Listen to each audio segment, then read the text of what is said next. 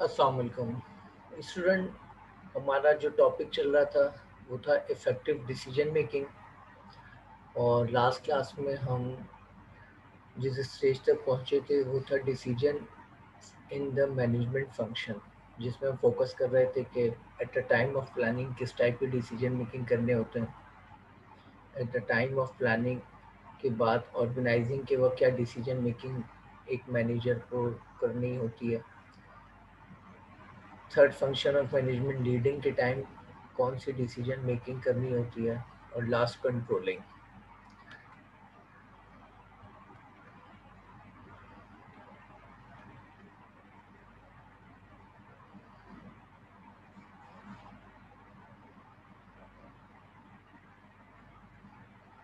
आज हम अपनी क्लास को स्टार्ट करेंगे making decision rationality. Manager make consistent value maximise choice with specified. एक मैनेजर इफेक्टिव डिसीजन मेकिंग उस वक्त तक नहीं कर सकता जब तक वो डिसीजन मेकिंग में रैशनैलिटी को इस्तेमाल न करे।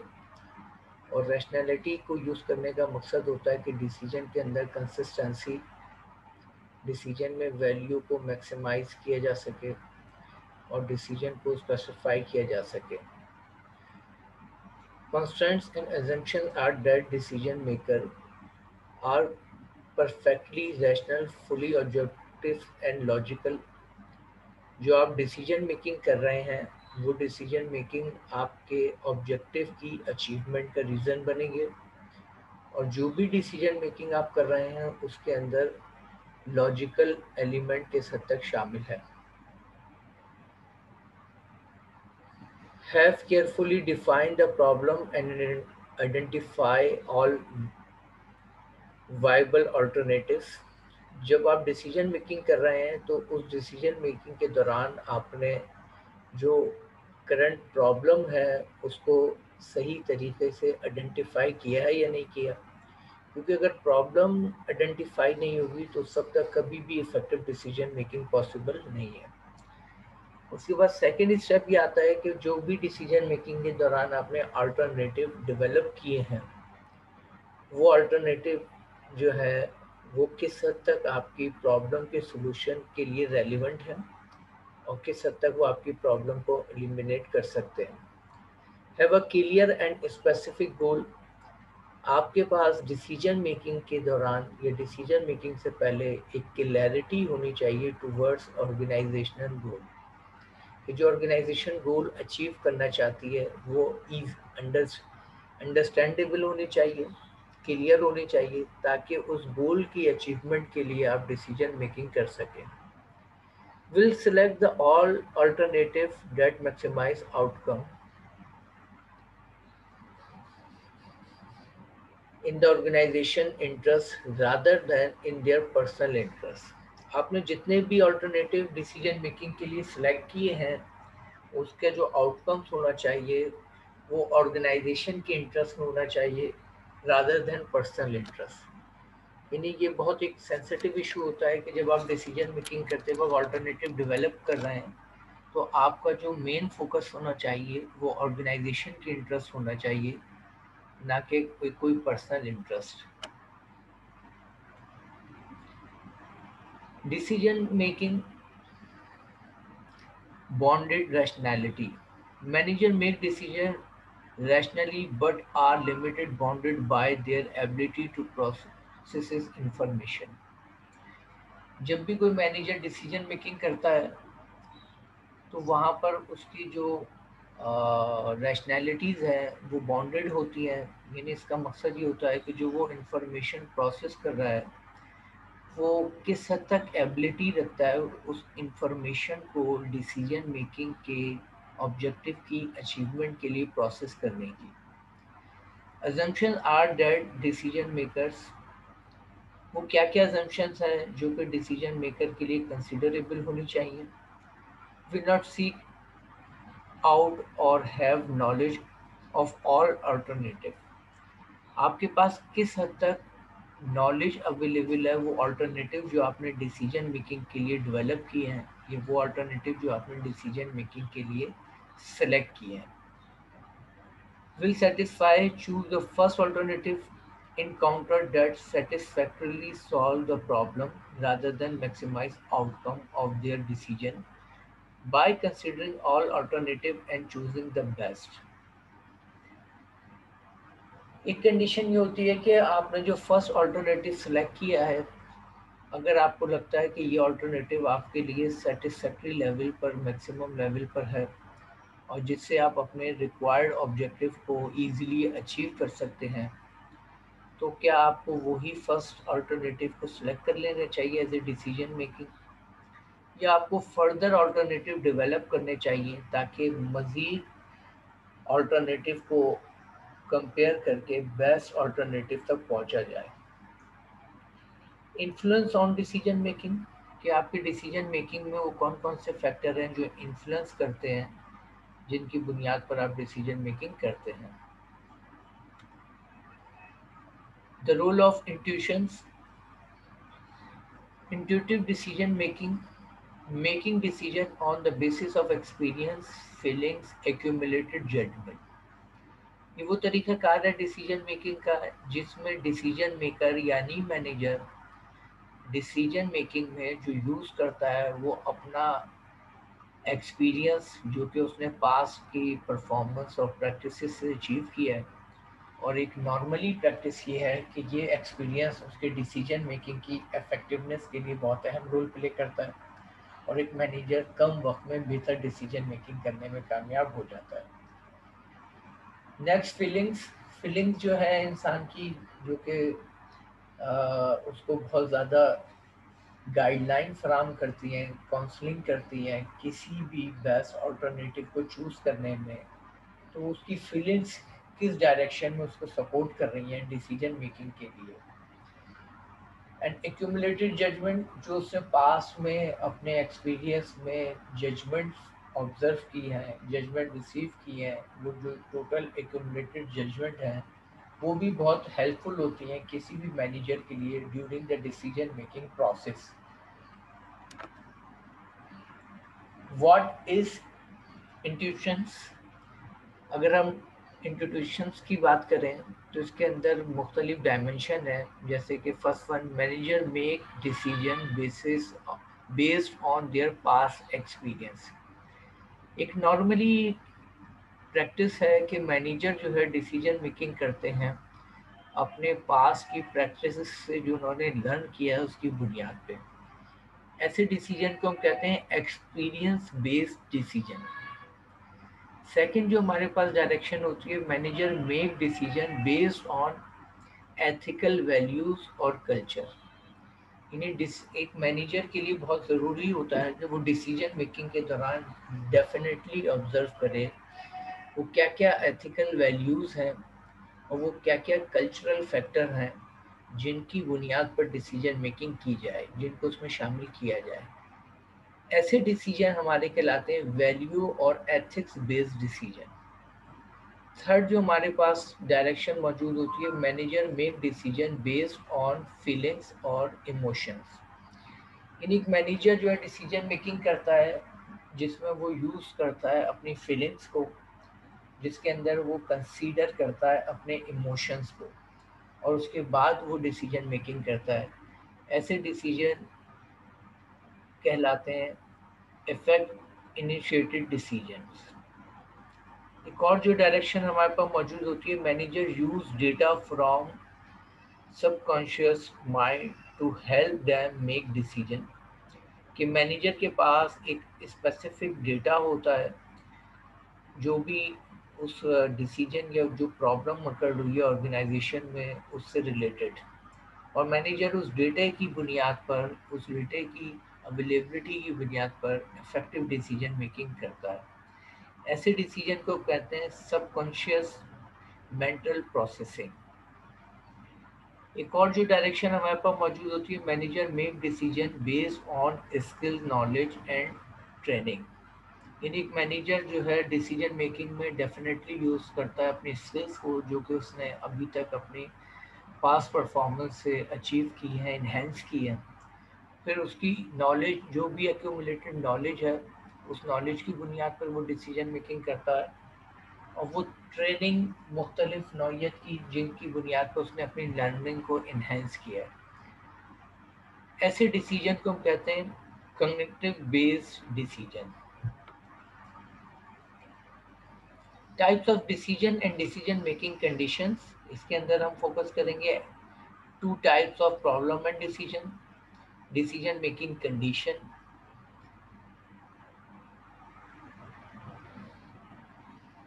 Types of problem and decisions, इस प्रॉब्लम हमारे पास बुनियादी तौर पे दो तरह की होती है, एक होती है स्ट्रक्चर प्रॉब्लम और एक होती है अनस्ट्रक्चर प्रॉब्लम। सबसे पहले हम फोकस करेंगे स्ट्रक्चर प्रॉब्लम क्या होती है। Structure problem involve goal that are clear, वो ऑर्गेनाइजेशन जहाँ पे गोल्स जो है क्लियर होती हैं और उस गोल की अचीवमेंट के लिए ड्यूरिंग द परफॉर्मेंस जो हर्डल जो हिंड्रेंस आती हैं उनको जब हम फेस करते हैं तो ये हमारे लिए जो प्रॉब्लम बनती है ये स्ट्रक्चर प्रॉब्लम कहलाती है। Are familiar have occurred before, ये जो प्रॉब्लम है ये प्रॉब्लम पास में भी मैनेजर फेस कर चुका होता है और पास में भी इन प्रॉब्लम को on the basis of decision making resolve किया जा चुका होता है। Are easily and completely defined, information about the problem is available and complete, ये वो प्रॉब्लम होती हैं जिनको ईजिली डिफाइन यानी एलिस्ट्रेट किया जा सकता है और इन प्रॉब्लम्स से रिलेटेड मैनेजर के पास इंफॉर्मेशन जो होती है वो कम्प्लीटली अवेलेबल होती है और इस तरह वो आसानी से डिसीजन मेकिंग कर सकता है। प्रोग्राम डिसीजन, प्रोग्राम डिसीजन हम ऐसे डिसीजन को कहते हैं a repetitive decision that can be handled by routine approach, ऐसे डिसीजन जो कि एक रूटीन में जनरल डेली बेसिस पर ड्यूरिंग द परफॉर्मेंस मुख्तलिफ नौइयत के रीज़न होते हैं जिनकी वजह से हमें उनको हर्डल और हिंड्रेंस को एलिमिनेट करने के लिए डिसीजन मेकिंग करनी पड़ती है जिससे मैनेजर मैक्सिमम लेवल पर फेमिलियर होता है। ऐसे डिसीजन को हम कहते हैं programme decision. Procedure, a series of interrelated steps that a manager can use to respond applying a policy to structure problem। Procedure से मुराद है कि एक ऐसी सीरीज है जो कि इंटर रिलेटेड होती है जिसके स्टेप्स जो है मैनेजर जो है जिस पे रिस्पॉन्ड करता है और जिसके लिए डिफरेंट नौइयत की पॉलिसी क्लियर कट इलस्ट्रेटेड होती है जो कि रिलेट करते हैं स्ट्रक्चर प्रॉब्लम से।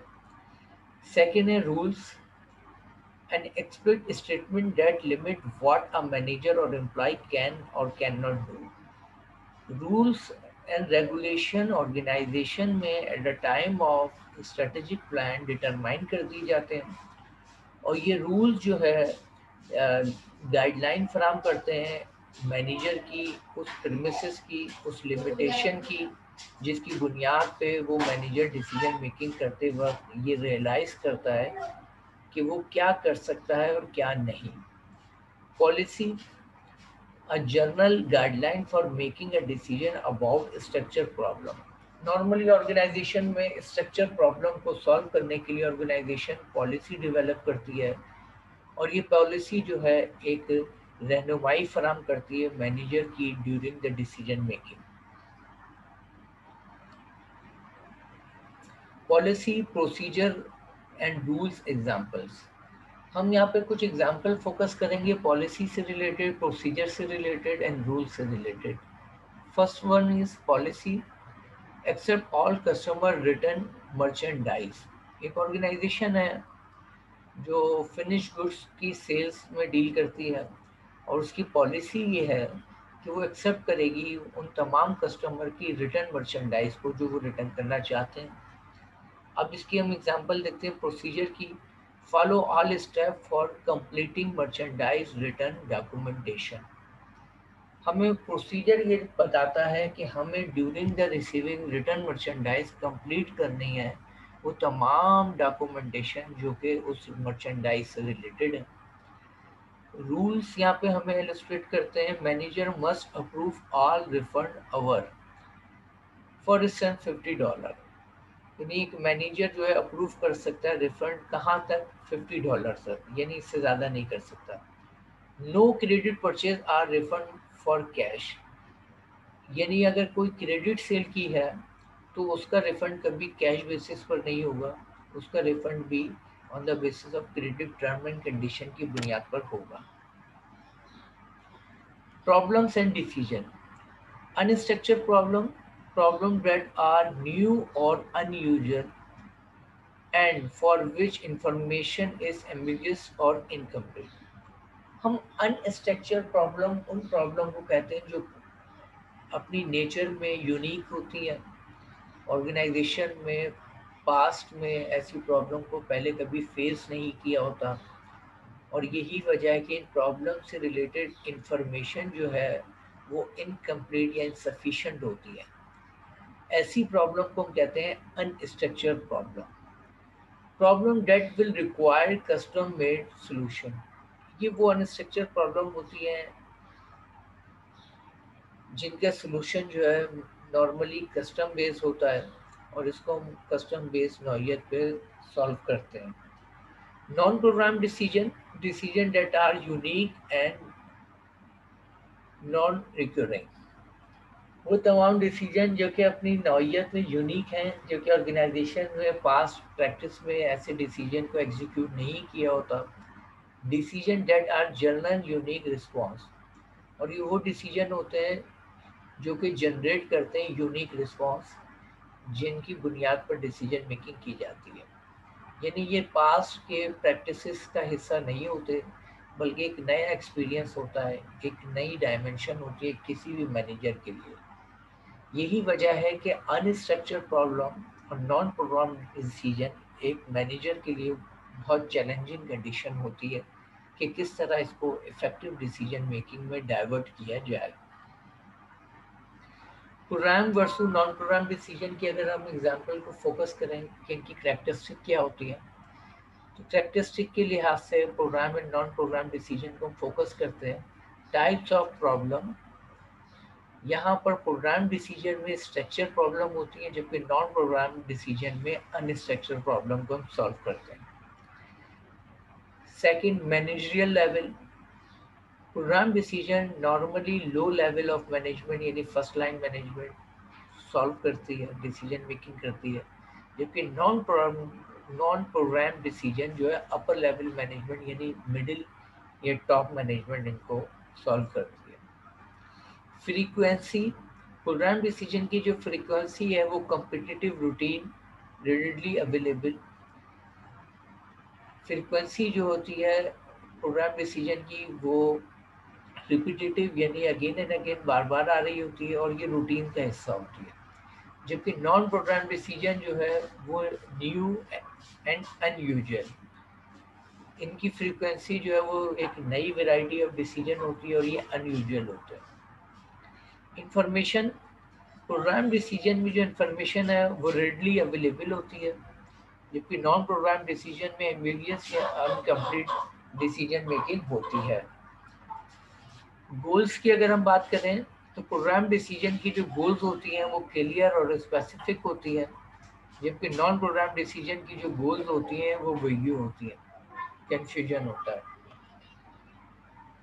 Time frame for solution, programme decision के अंदर जो टाइम फ्रेम फॉर सॉल्यूशन होता है वो शॉर्ट होता है, यानी टाइम ज़्यादा अवेलेबल नहीं होता, जबकि नॉन प्रोग्राम डिसीजन में जो टाइम फ्रेम होता है वो रिलेटिवली लॉन्ग होता है, जिसके अंदर हमें डिसीजन मेकिंग के लिए एक सफिशिएंट टाइम स्पैन अवेलेबल होता है।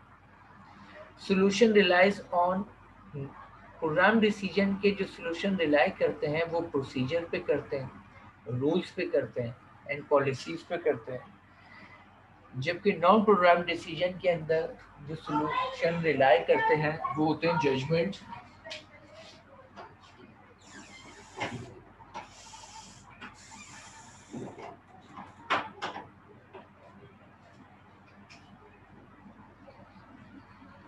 Judgement and creativity.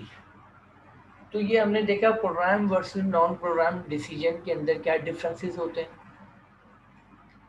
Decision making condition, decision making condition में एक कंडीशन होती है certainty, a situation in which a manager can make an accurate decision because the outcome of every alternative choice is known.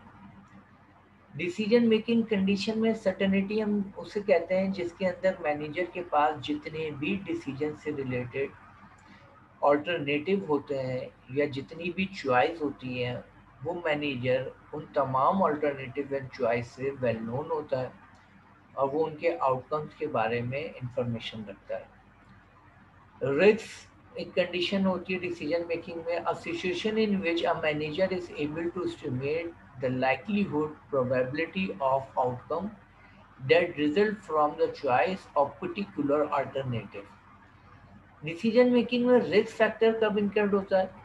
जिस तक एक manager जब estimate करता है प्रोबेबिलिटी को, आउटकम को या डिसीजन मेकिंग के रिजल्ट को, जो भी उसके पास अल्टरनेटिव या चॉइस अवेलेबल है, तो उसके आउटकम की जो प्रोबेबिलिटी होती है उसके अंदर श्योरिटी का लेवल एवरेज होता है। तो ऐसे में जो है डिसीजन मेकिंग के दरमियान रिस्क फैक्टर इंक्रीज हो जाता है। Expected value for revenue from the addition of one sky left. Decision making के दरमियान जो हमारी एक्सपेक्टेड रेवेन्यू से रिलेटेड हम डिसीजन लेते हैं कि हमारी एक्सपेक्टेड रेवेन्यू क्या है, प्रोबेबिलिटी क्या है, expected value of each alternative, तो ये हम कंपैरिजन करते हैं कि हमारी जो प्लानिंग की वक्त एक्सपेक्टेशन थी वो क्या है, आफ्टर डिसीजन मेकिंग उसकी प्रोबेबिलिटी क्या है, और हर अल्टरनेटिव किस हद तक आउटकम्स को प्रिडिक्ट कर रहा है। तो इसके ज़रिए हम कंपैरिजन करते हैं कि किस हद तक कौन सा अल्टरनेटिव हमारे लिए फेवरेबल है। Decision making condition, decision making condition में हम बात कर रहे थे सर्टेनिटी की। Limited information prevent uncertainty, uncertainty, limited information prevent estimation of outcome, probability for alternative associated with the problem, and may force manager to rely on intuitions, hunches, and get feelings. Uncertainty decision making में उस वक्त होती है कि जब manager के पास जो information available है वो सफिशिएंट ना हो बल्कि लिमिटेड हो, आउटकम की जो प्रोबेबिलिटी है अल्टरनेटिव की उसकी श्योरिटी मैक्सिमम ना हो, और जो प्रॉब्लम है उसको सॉल्व करने के लिए जो हंचेस या गट फीलिंग्स हैं उसके अंदर जो है कंसिस्टेंसी की कमी हो, तो ये हमारी वो कंडीशन कहलाती है जिसे हम कहते हैं uncertainty. Maximum the optimistic manager's choice to maximise the maximum pay off. हम जब भी कोई डिसीजन मेकिंग करते हैं उसकी डेफिनेटली कोई ना कोई कॉस्ट होती है, और ये कॉस्ट को हम एनालाइज करते हैं at the time of point of Maximus, कि जो भी ऑप्टिमिस्ट मैनेजर चॉइस है उसको मैक्सिमाइज करने के लिए मैक्सिमम पे ऑफ क्या करना होगा। Maximum the pessimistic manager choice to maximise the minimum pay off, ये वो कंडीशन होती है जिसके अंदर मैनेजर चॉइस को कंसीडर करता है जिसके अंदर जो कॉस्ट ऑफ डिसीजन है उसका जो पे ऑफ है वो मिनिमम हो। Minimax the manager's choice to maximise maximum regret, जिसके अंदर एक मैनेजर अपनी चॉइस को सिलेक्ट करता है on the basis of minimise maximum regret, जिसमें रिग्रेट जो है मिनिमम लेवल पर हो।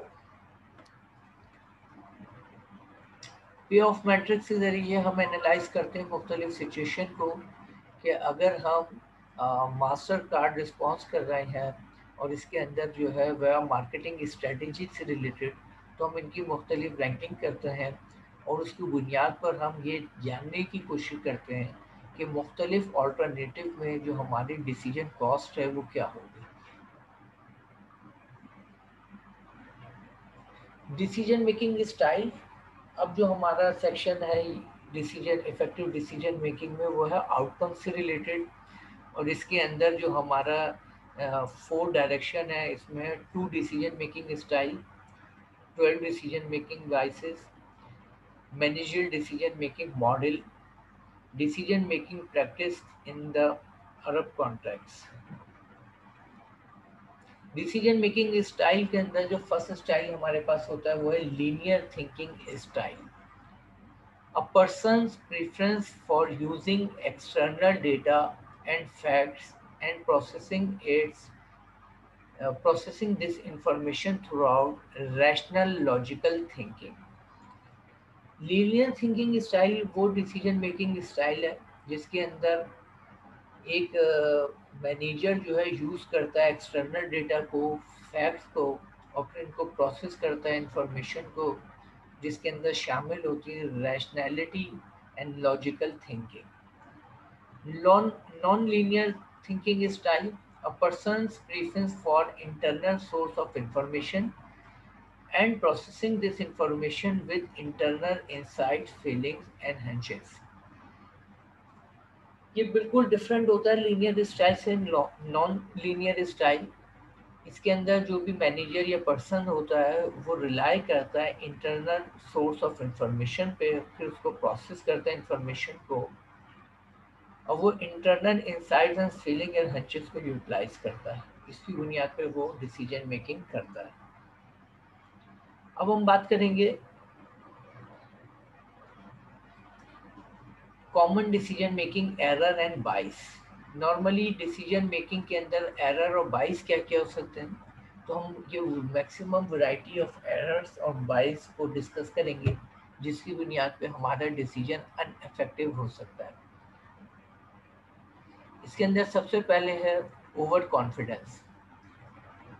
एक नॉर्मली अगर हम हिस्ट्री ऑफ डिसीजन की तरफ जाएं तो वो तमाम डिसीजन जो फेलियर का सबब बने, वो डिसीजन जो अनइफेक्टिव हुए, उन डिसीजन मेकिंग में जो एक सबसे अहम फैक्टर होता है वो किसी भी मैनेजर का ओवर कॉन्फिडेंस होना। यानी जब एक मैनेजर अपने आप को ओवर एस्टिमेट करता है और वो डिसीजन मेकिंग में जल्दबाजी करता है, तो ऐसे डिसीजन के जो आउटकम होते हैं वो नॉर्मली अनफेवरेबल होते हैं। सेकंड जो एक एरर या बाइस है वो है इमीडिएट रेक्टिफिकेशन, कि जब मैनेजर अपनी डिसीजन मेकिंग में इमीडिएट रेक्टिफिकेशन चाहता है तो वो अल्टरनेटिव को सही एनालाइज नहीं कर पाता, और यही वजह है कि वो बेस्ट अल्टरनेटिव की जगह किसी कम फेवरेबल अल्टरनेटिव को सिलेक्ट कर डिसीजन मेकिंग कंप्लीट करता है जो कि उसके लिए फेवरेबल नहीं होती। इंक्लूडिंग इफेक्ट्स, डिसीजन मेकिंग के अंदर एक और बाइस और एरर ही होता है इंक्लूडिंग इफेक्ट्स, जिसके ज़रिए डिसीजन मेकिंग की जो क्वालिटी है वो रिड्यूस हो जाती है। नेक्स्ट है सेलेक्टिव परसेप्शन। किसी भी मैनेजर की अगर सेलेक्टिव परसेप्शंस होगी और वो उसकी बुनियाद पर डिसीजन मेकिंग करेगा तो ये डिसीजन मेकिंग की वो कॉमन बाइस है जो डिसीजन मेकिंग को अनइफेक्टिव बनाती है। कन्फर्मेशंस, जब डिसीजन मेकर डिसीजन मेकिंग से पहले ही कंफर्मेशन कर ले किसी भी अल्टरनेटिव से रिलेटेड और सही तरीके से अवेलेबल चॉइसेस या अल्टरनेटिव को कंपेयर ना करे, तो ये भी एक एरर या बाइस का सबब बनती है। अवेलेबिलिटी, जो भी आपके पास अल्टरनेटिव अवेलेबल है क्या वो सफिशिएंट है या नहीं, ये डिसीजन बड़ा अहम होता है during the decision making process. Representations, जितने भी अल्टरनेटिव आपके पास मौजूद हैं उनकी रिप्रेजेंटेशन सही है या नहीं है। बाज़ वक़्त ऐसा होता है कि हमारे पास किसी भी डिसीजन मेकिंग की बेहतर डिसीजन मेकिंग की रिप्रेजेंटेशन सही नहीं होती, जिसकी वजह से हम उसको सिलेक्ट नहीं कर पाते। इसी तरह है रेंडमनेस, सनक कॉस्ट, सेल्फ सर्विंग, एनहांसमेंट। ये वो मैक्सिमम वैरायटी है एरर एंड बाइस की जो कि सबब बनती है एक पुअर डिसीजन मेकिंग की।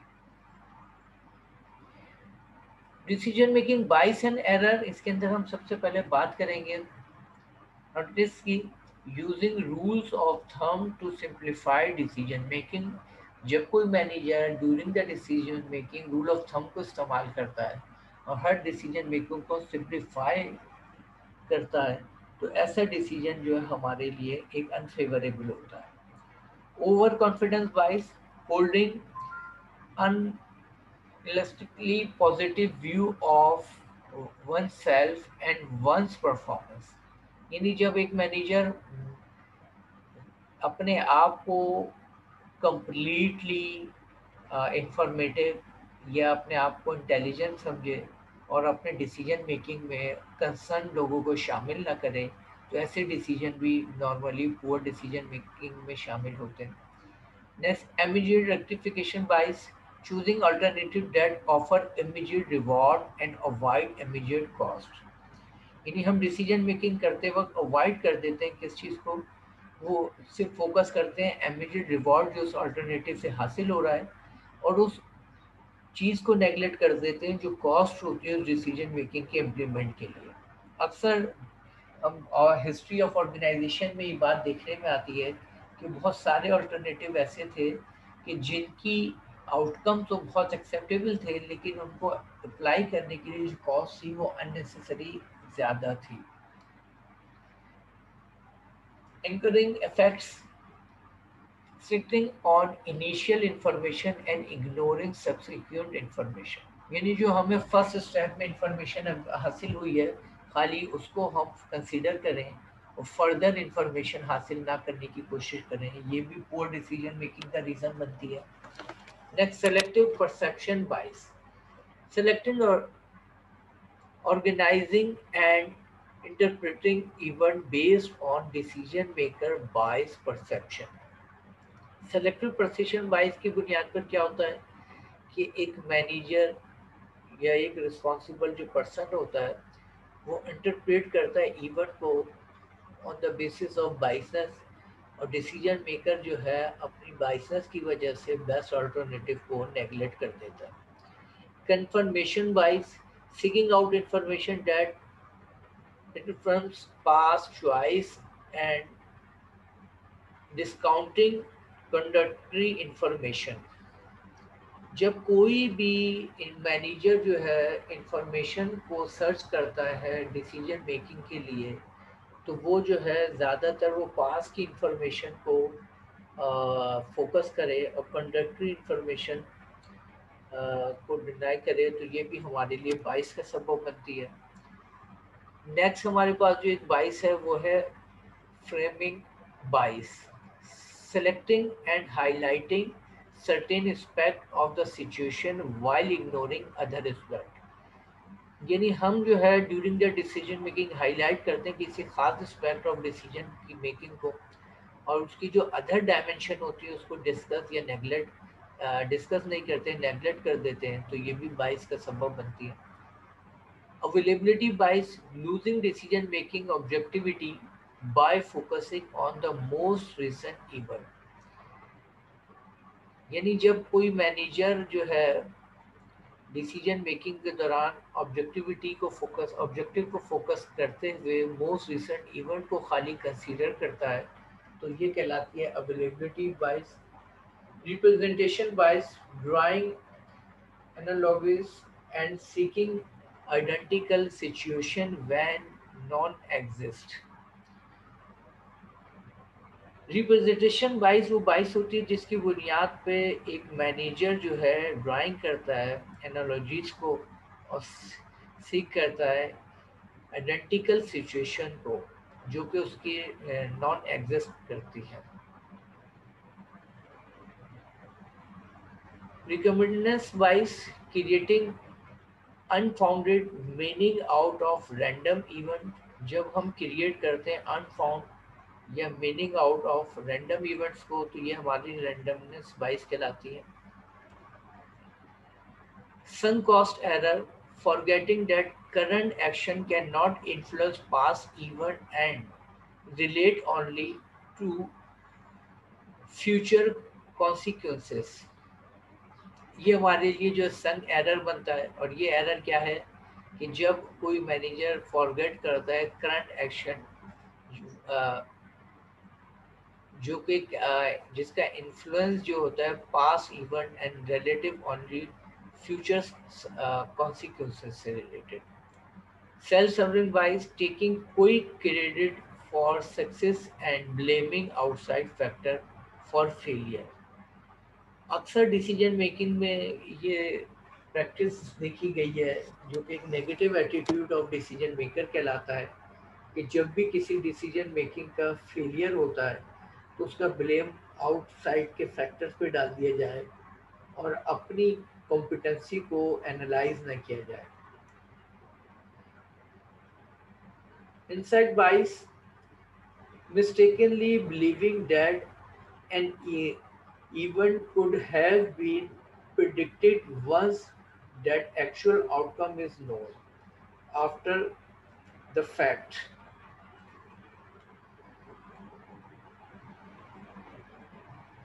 अब यहाँ पर अगर हम ओवरव्यू करें डिसीजन मेकिंग को, एक मैनेजर की डिसीजन मेकिंग को, तो इसके अंदर डिसीजन मेकिंग प्रोसेस में जो सबसे पहला स्टेप होता है डिसीजन मेकिंग अप्रोच, कि आप कौन सी डिसीजन मेकिंग अप्रोच यूज़ कर रहे हैं। इसके अंदर रैशनैलिटी है, बाउंडेड रैशनैलिटी है, इंट्यूशंस है। Second as a types of problem and decisions, कि जो प्रॉब्लम्स हैं उनकी टाइप्स क्या है और उससे रिलेटेड डिसीजन क्या होंगे। उसमें एक प्रॉब्लम होती है वेल स्ट्रक्चर, जिसके लिए हम प्रोग्राम डिसीजन करते हैं।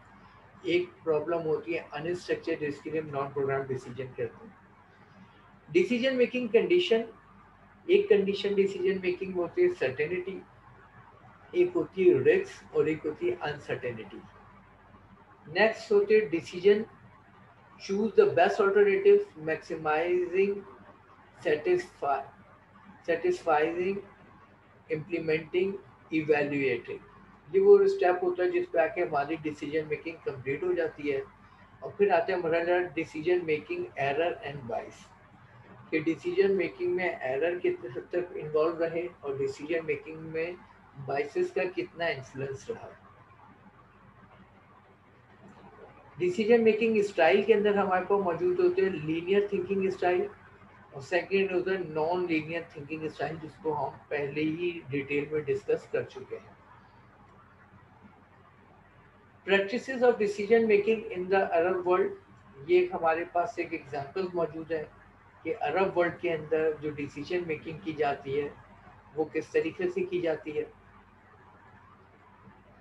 Effective decision making in today's world, आज के इस कंटेम्पररी वर्ल्ड के अंदर हम किस तरीके से अपने डिसीजन मेकिंग को इफेक्टिव बना सकते हैं। इसमें सबसे पहले है decision making for today's world, guidelines for making effective decision. हमारे पास जो गाइडलाइन मौजूद होती है डिसीजन मेकिंग से रिलेटेड, अंडरस्टैंड कल्चरल डिफरेंसेस। आज के इस ग्लोबल वर्ल्ड के अंदर जब हम एक वर्चुअल वर्ल्ड में हैं, यहाँ पर डिसीजन मेकिंग के अंदर जो सबसे एक अहम फैक्टर है वो है कल्चरल फैक्टर। और ये cultural factor different region, different countries और डिफरेंट प्लेसेस पर डिफरेंस होते हैं और उनके अंदर कॉन्फ्लिक्ट्स होते हैं। तो हमें बहुत ज़्यादा कंसीडर करना चाहिए, बी केयरफुल रहना चाहिए इन कल्चरल डिफरेंसेस से related. In some cases, there is no best way to make decision. The best way may depend on the value, attitude, belief that prevail in the specific culture. Second, know when it is time to stop. Good decision makers are not afraid to change their mind. They don't become attached to one course of thinking. एक अच्छा decision maker वो होता है जो अपने mindset को moderate करने में, इनोवेट करने में या चेंज करने में हेजिटेशन फील नहीं करता और वो अकॉर्डिंग टू नीड अपने थिंकिंग स्टाइल को चेंज करता रहता है ताकि डिसीजन मेकिंग के जो आउटकम हो वो फेवरेबल हो। डिसीजन मेकिंग टुडेज वर्ल्ड के अंदर थर्ड हमारे पास है use and effective decision making process. This process has the 6 characteristic. हमें किसी भी डिसीजन मेकिंग के लिए जो स्पेसिफिक प्रोसेस है उसको फॉलो करना चाहिए, जिसके 6 कैरेक्टरिस्टिक है। The first one is focus on what is important. किसी भी डिसीजन की जो सबसे अहम कैरेक्टरिस्टिक होती है वो होती है कि सबसे पहले अहम क्या चीज़ है। Second, it is logical and consistent. हमें देखना चाहिए कि ये जो हमारे पास डिसीजन मेकिंग है प्रोसेस है, इसके अंदर हमारी लॉजिक कितनी इन्वॉल्व है और इसके अंदर कंसिस्टेंसी क्या है। Third, It's acknowledged both subjective and objective thinking and blends analytical with intuitive thinking. कि हम जो डिसीजन मेकिंग कर रहे हैं इसके अंदर लाजमी तौर पे हमें थर्ड लेवल पे सोचना चाहिए कि हम किस हद तक अपनी दोनों सब्जेक्टिव और ऑब्जेक्टिव थिंकिंग को शामिल कर रहे हैं और इसके अंदर किस हद तक हम एनालिटिकल इंट्यूटिव थिंकिंग को इनहेंस कर रहे हैं. Next, it requires only as much information and analysis as is necessary to resolve the particular dilemma. हम जो इंफॉर्मेशन डिसीजन मेकिंग में यूज कर रहे हैं और हम जो एनालिसिस कर रहे हैं वो किस हद तक नेसेसरी है उस करंट प्रॉब्लम या करंट इशू को रिजॉल्व करने के लिए, यानी इंफॉर्मेशन का किस हद तक रेलिवेंट होना जरूरी है. Next, encourages and guides the gathering of relevant information and information opinion. हम encourage करते हैं किस चीज़ को, वो तमाम relevant information को जो और उन opinion को जो relevant होती है उस problem या उस issue से related. नंबर 4 पे डिसीजन मेकिंग टुडेज वर्ल्ड के अंदर आता है build an organization that can stop unexpected and quickly adapt to the change environment.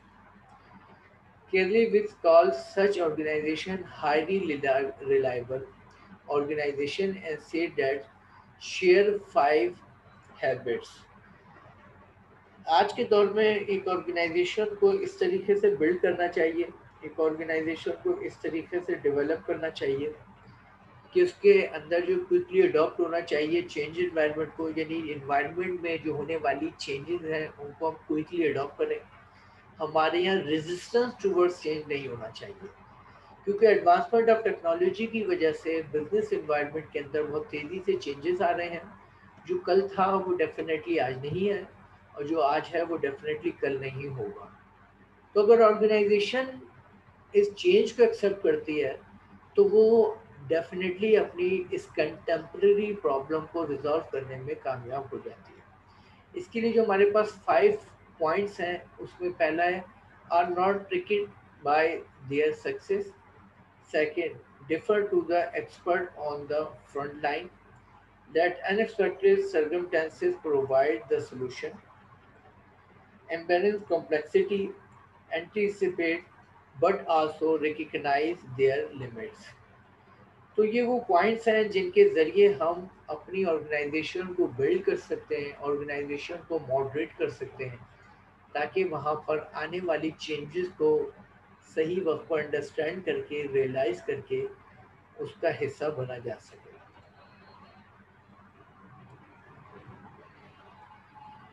यहाँ पे आके ये हमारा चैप्टर कंप्लीट हो गया. अगर हम रिव्यू करें अपने इस चैप्टर को जो कि था इफेक्टिव डिसीजन मेकिंग, तो हमने चैप्टर अपना स्टार्ट किया था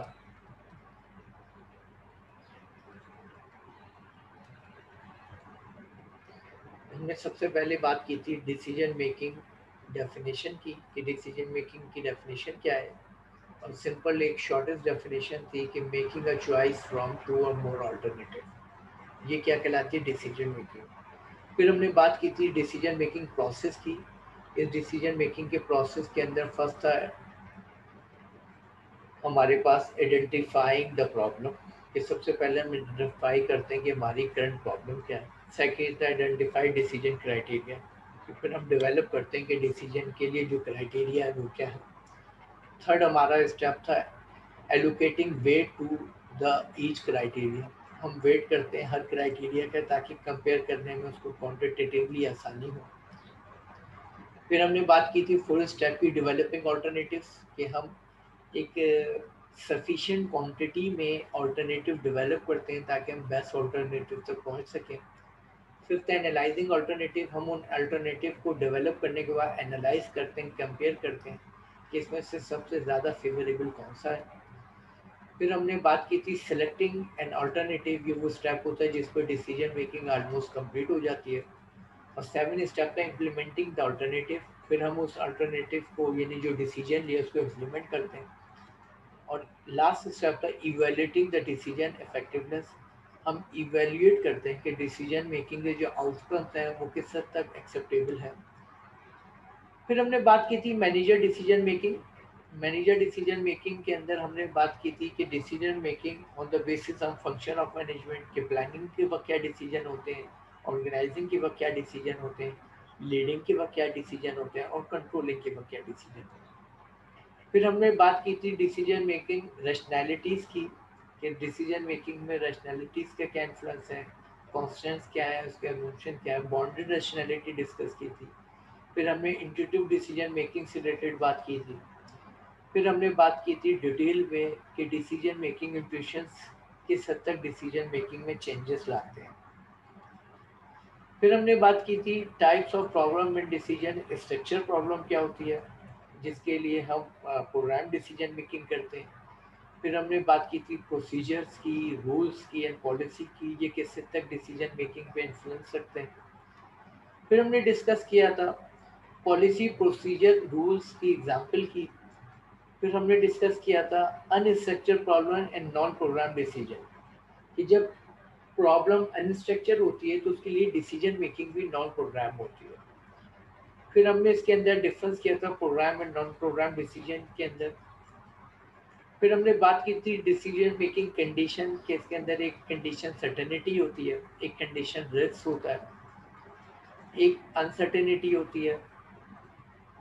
फिर हमने बात की थी डिसीजन मेकिंग स्टाइल की, इसके अंदर एक था लीनियर थिंकिंग स्टाइल, दूसरा था नॉन लीनियर थिंकिंग स्टाइल। फिर हमने बात की थी decision making error and bias की, कि डिसीजन मेकिंग में एरर्स क्या क्या होते हैं, बाइसेस क्या क्या होती हैं। फिर हमने ओवरव्यू किया था मैनेजर डिसीजन मेकिंग, कैसे एक मैनेजर अपने डिसीजन मेकिंग को एग्जीक्यूट करता है। इसके अंदर पहला स्टेप था डिसीजन मेकिंग अप्रोच, दूसरा था types of problem and discussion, second था डिसीजन मेकिंग कंडीशन, फोर्थ था डिसीजन मेकिंग स्टाइल, फिफ्थ था डिसीजन, और नेक्स्ट था डिसीजन मेकिंग एरर एंड बाइस। फिर हमने बात की थी अरब कंट्रीज में डिसीजन मेकिंग से रिलेटेड। फिर effective decision making in today's world, ये हमारा लास्ट टॉपिक था जिसमें हमने देखा था guideline for effective decision making. इसके अंदर कल्चर का क्या इन्फ्लुएंस होता है। फिर हमने यूज़ किया था कल्चर से रिलेटेड वो क्या अहम रीज़न है जिनको कंसीडर करना चाहिए। फिर हमने फोर्थ बात की बिल्डिंग ऑर्गेनाइजेशन, एक ऐसी ऑर्गेनाइजेशन बिल्ड करें जो कि अनएक्सपेक्टेड एंड क्विकली अडॉप्ट करे चेंज एनवायरनमेंट को। और यहाँ पर आके ये हमारा चैप्टर कंप्लीट हो गया। अल्लाह हाफिज़।